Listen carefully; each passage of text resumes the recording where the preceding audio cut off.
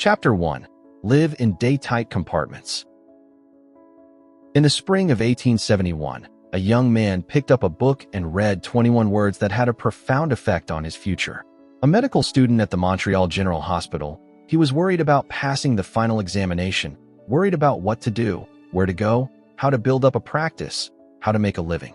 The 21 words that this young medical student read in 1871 helped him to become the most famous physician of his generation.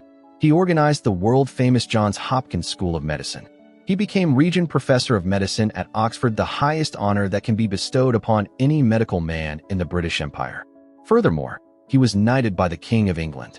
When he died, 2 huge volumes containing 1,466 pages were required to tell the story of his life. His name was Sir William Osier.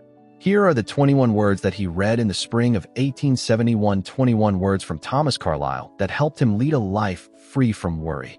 Our main business is not to see what lies dimly at a distance, but to do what lies clearly at hand. 42 years later, on a soft spring night when the tulips were blooming on the campus, this man, Sir William Osier, addressed the students of Yale University. He told those Yale students that a man like himself who had been a professor in 4 universities and had written a popular book was supposed to have brains of a special quality. He declared that that was untrue. Furthermore, he said that his intimate friends knew that his brains were of the most mediocre character. What, then, was the secret of his success? He stated that it was owing to what he called living in day-tight compartments. What did he mean by that?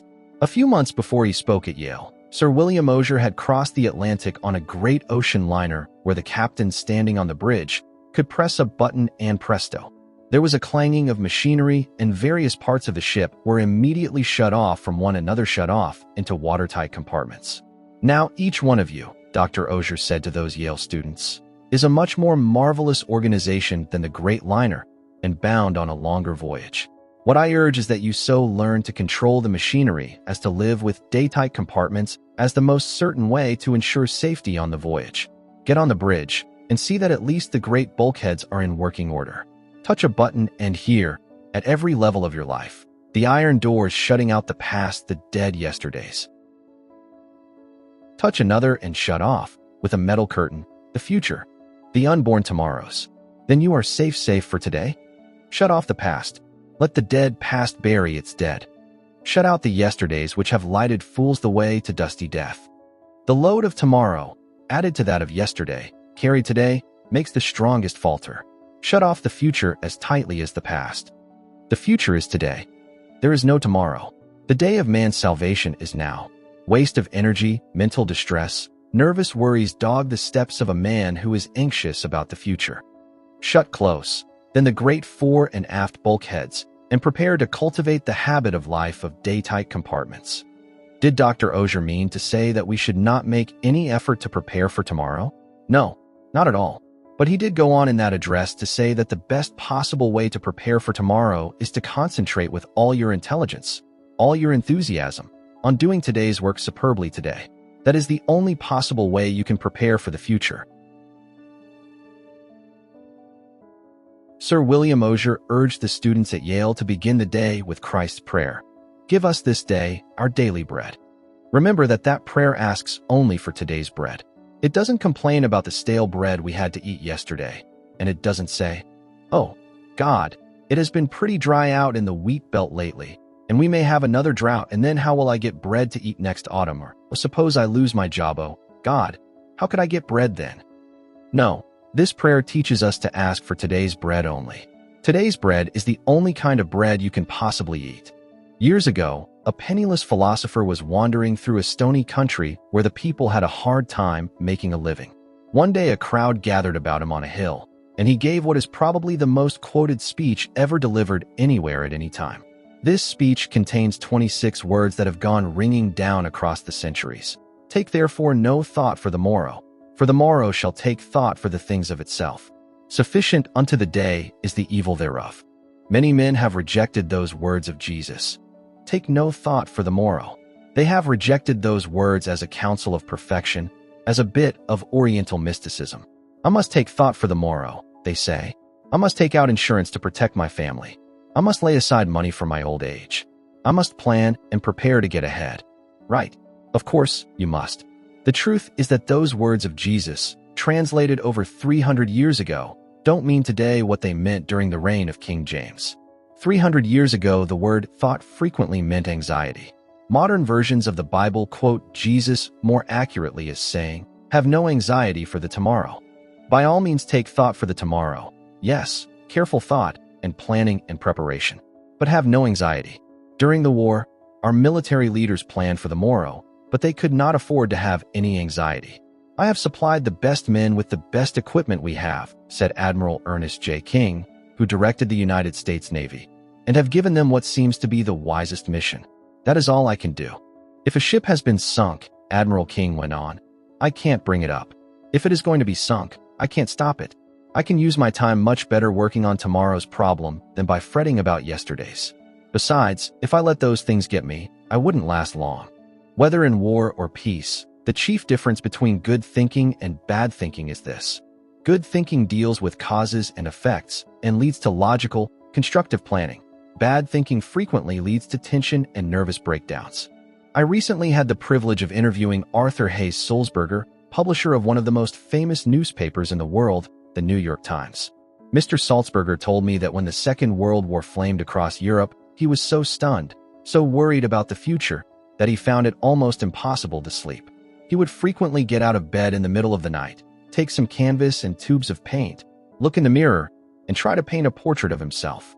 He didn't know anything about painting, but he painted anyway to get his mind off his worries. Mr. Sulzberger told me that he was never able to banish his worries and find peace until he had adopted, as his motto, 5 words from a church hymn: "One step enough for me. Lead kindly light. Keep thou my feet, I do not ask to see. The distant scene, one step enough for me." At about the same time, a young man in uniform somewhere in Europe was learning the same lesson. His name was Ted Benjamino, of 5716 Newsom Road, Baltimore, Maryland, and he had worried himself into a first-class case of combat fatigue. In April 1945, writes Ted Benjamino, "I had worried until I had developed what doctors call a spasmodic transverse colon A condition that produced intense pain. If the war hadn't ended when it did, I am sure I would have had a complete physical breakdown. I was utterly exhausted. I was a Graves registration, non-commissioned officer for the 94th Infantry Division. My work was to help set up and maintain records of all men killed in action, missing in action, and hospitalized. I also had to help disinter the bodies of both Allied and enemy soldiers who had been killed and hastily buried in shallow graves during the pitch of battle. I had to gather the personal effects of these men and see that they were sent back to parents or closest relatives who would prize these personal effects so much. Furthermore, I was constantly worried about fear we might be making embarrassing and serious mistakes. Furthermore, I was worried about whether I would come through all this. Furthermore, I was worried about whether I would live to hold my only child in my arms, a son of 16 months, whom I had never seen. Furthermore, I was so worried and exhausted that I lost 34 pounds. Furthermore, I was so frantic that I was almost out of my mind. Furthermore, I looked at my hands. They were hardly more than skin and bones. I was terrified at the thought of going home a physical wreck. I broke down and sobbed like a child. Furthermore, I was so shaken that tears welled up every time I was alone. There was one period soon after the Battle of the Bulge started that I wept so often that I almost gave up hope of ever being a normal human being again. I ended up in an army dispensary. An army doctor gave me some advice which has completely changed my life. After giving me a thorough physical examination, he informed me that my troubles were mental. "Ted," he said, "I want you to think of your life as an hourglass. You know there are thousands of grains of sand in the top of the hourglass, and they all pass slowly and evenly through the narrow neck in the middle. Nothing you or I could do would make more than one grain of sand pass through this narrow neck without impairing the hourglass.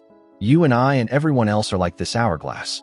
When we start in the morning, there are hundreds of tasks which we feel that we must accomplish that day, but if we do not take them one at a time and let them pass through the day slowly and evenly, as do the grains of sand passing through the narrow neck of the hourglass, then we are bound to break our own physical or mental structure. I have practiced that philosophy ever since that memorable day that an army doctor gave it to me. One grain of sand at a time. One task at a time. That advice saved me physically and mentally during the war, and it has also helped me in my present position in business. I am a stock control clerk for the commercial credit company in Baltimore. I found the same problems arising in business that had arisen during the war. A score of things had to be done at once, and there was little time to do them. We were low in stocks. We had new forms to handle, new stock arrangements, changes of address, opening and closing offices, and so on. Instead of getting taut and nervous, I remembered what the doctor had told me. One grain of sand at a time, one task at a time. By repeating those words to myself over and over, I accomplished my tasks in a more efficient manner, and I did my work without the confused and jumbled feeling that had almost wrecked me on the battlefield. One of the most appalling comments on our present way of life is that half of all the beds in our hospitals are reserved for patients with nervous and mental troubles, patients who have collapsed under the crushing burden of accumulated yesterdays and fearful tomorrows. Yet a vast majority of those people would be walking the streets today, leading happy, useful lives, if they had only heeded the words of Jesus, "Have no anxiety about the morrow," or the words of Sir William Osier, "Live in day-tight compartments." You and I are standing this very second at the meeting place of two eternities, the vast past that has endured forever, and the future that is plunging on to the last syllable of recorded time. We can't possibly live in either of those eternities, no, not even for one split second. But by trying to do so, we can wreck both our bodies and our minds. So let's be content to live the only time we can possibly live, from now until bedtime. Anyone can carry his burden, however hard, until nightfall, wrote Robert Louis Stevenson. Anyone can do his work, however hard, for one day.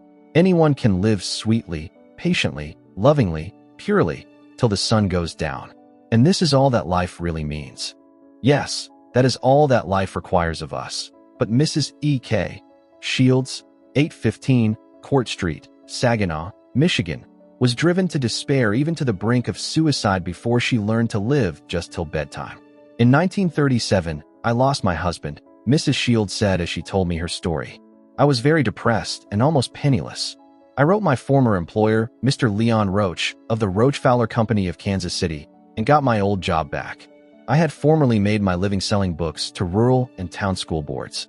Furthermore, I had sold my car 2 years previously when my husband became ill, but I managed to scrape together enough money to put a down payment on a used car and started out to sell books again.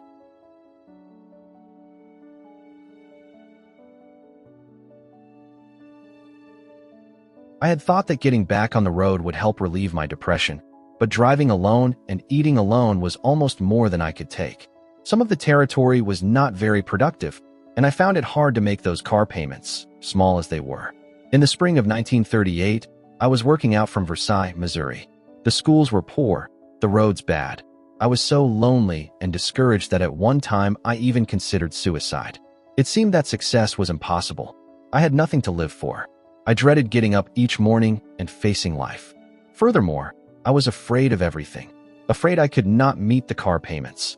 Afraid I could not pay my room rent. Afraid I would not have enough to eat.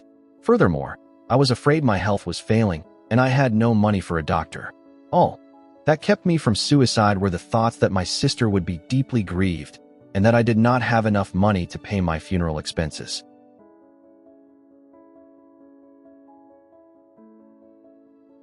Then one day I read an article that lifted me out of my despondence and gave me the courage to go on living. I shall never cease to be grateful for one inspiring sentence in that article.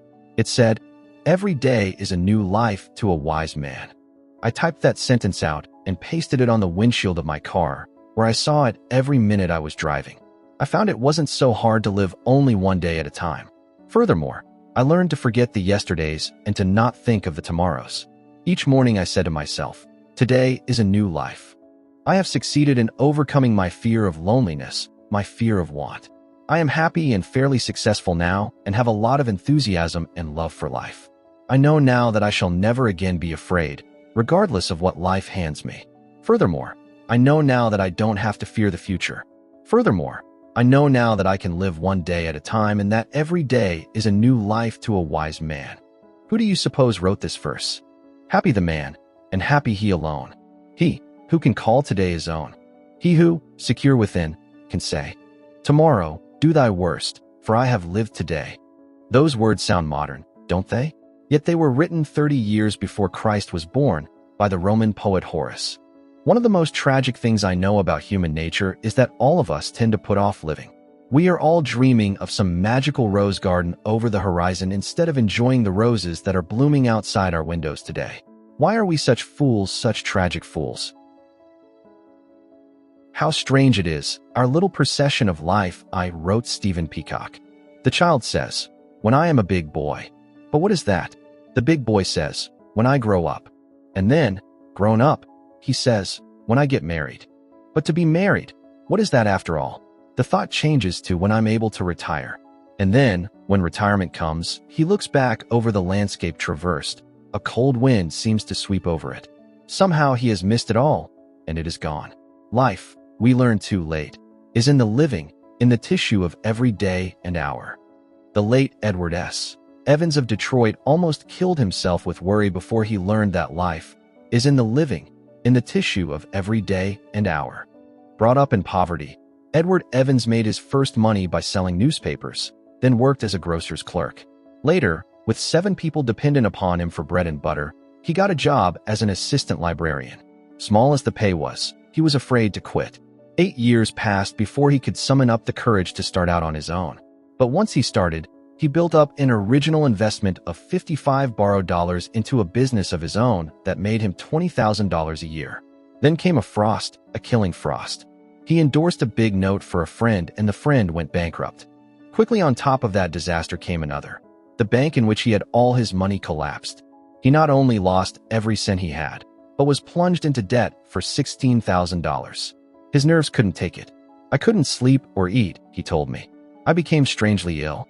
Worry and nothing but worry," he said, brought on this illness.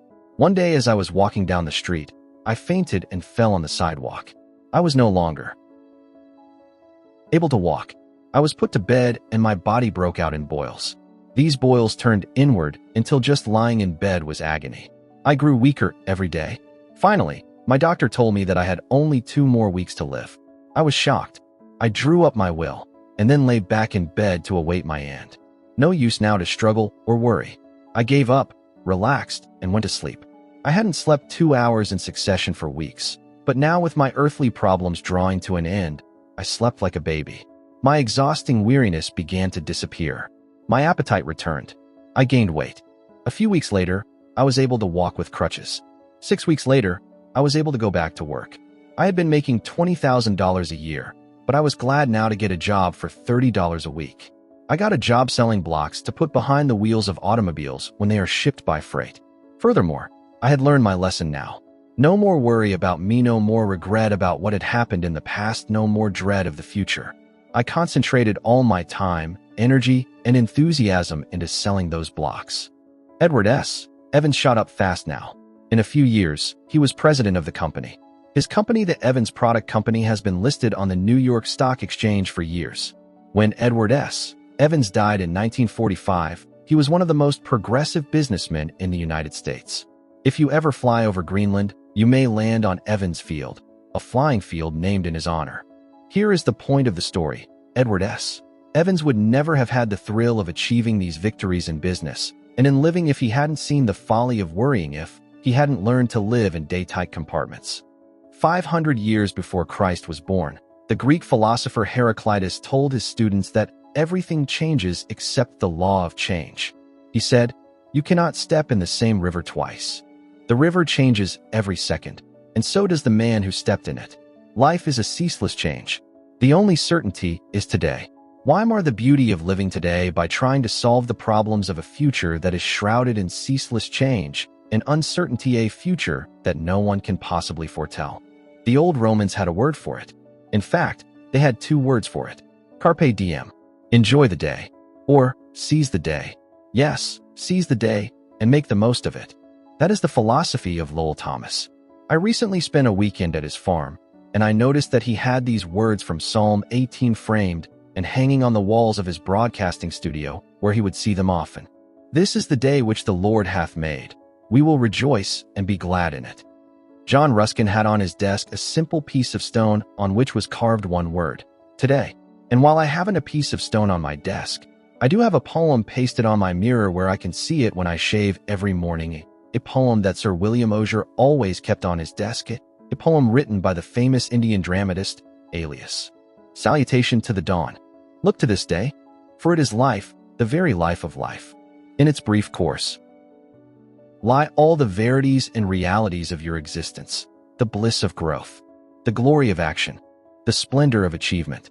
For yesterday is but a dream, and tomorrow is only a vision. But today well lived makes yesterday a dream of happiness, and every tomorrow a vision of hope. Look well, therefore, to this day.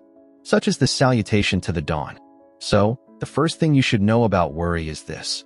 If you want to keep it out of your life, do what Sir William Osier did. 1. Shut the iron doors on the past and the future. Live in day-tight compartments. Why not ask yourself these questions and write down the answers? 1. Do I tend to put off living in the present in order to worry about the future, or to yearn for some magical rose garden over the horizon? 2. Do I sometimes embitter the present by regretting things that happened in the past that are over and done with? 3. Do I get up in the morning determined to seize the day, to get the utmost out of these 24 hours? 4. Can I get more out of life by living in day-tight compartments? 5. When shall I start to do this? Next week? Tomorrow? Today?